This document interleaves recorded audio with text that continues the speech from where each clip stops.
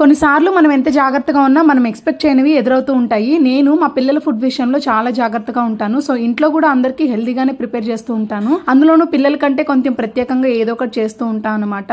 So ఇంట్లో ఇద్దరు పిల్లలు ఉన్నప్పుడు డెఫినెట్ గా వాళ్ళిద్దరూ తినే పద్ధతి ఒకలా అయితే ఉండదు. సో ఒక్కొక్కరికి ఒక్కొక్కలా చేయాల్సి వస్తుంది. అలా ఒక్కొక్కసారి మనం బద్దకించి చేయలేక ఇద్దరికి కలిపి పెట్టేస్తూ ఉంటాము. ఒకళ్ళు తింటారు, ఒకళ్ళు తినరు. కానీ అప్పటికప్పుడు మనకి పెద్ద తేడా ఏమనిపించదు. రీసెంట్ గా నేను మా చిన్న బాబుకి ఫీవర్ వచ్చిందని చెప్పి హాస్పిటల్ తీసుకెళ్తే వాడికి హెమోగ్లోబిన్ అండ్ ఐరన్ డెఫిషియన్సీ ఉందని చెప్పి తెలిసింది. అదేంటి నేను చాలా పర్టికులర్ గా ఇంత బాగా చూసుకుంటాను, సో ఇలా ఎందుకు జరిగిందని అనుకున్నాను. సో విషయం ఏంటంటే మా పెద్ద బాబు తిన్నట్టు చిన్నోడు అన్ని తినడనమాట. సో వాడు చాలా పర్టికులర్ గా ఉంటాడు. సో మనం అనుకుంటాము బాగా చూసుకుంటున్నామని, వాళ్ళ బాడీకి అన్ని సరిపోతున్నాయా లేదా అనేది మనకి బయటకు తెలియదు కదా. నోటికి అడ్డొచ్చినవన్నీ తీసి పక్కన పెడుతూ ఉంటాడు. మా చిన్నోడికి మిల్ మేకర్ అంటే చాలా ఇష్టం. సో ఈ రోజు లంచ్ లోకి గోంగూర, మిల్ మేకర్, శనగపప్పు కర్రీ చేశాను. గోంగూరలో ఎక్కువ ఐరన్ ఉంటుంది, సోయా అండ్ చనాలో ప్రోటీన్ ఉంటుంది. సో ఈ రోజు మా చిన్నోడి హెల్దీ లంచ్ ప్లేట్ ఇదే.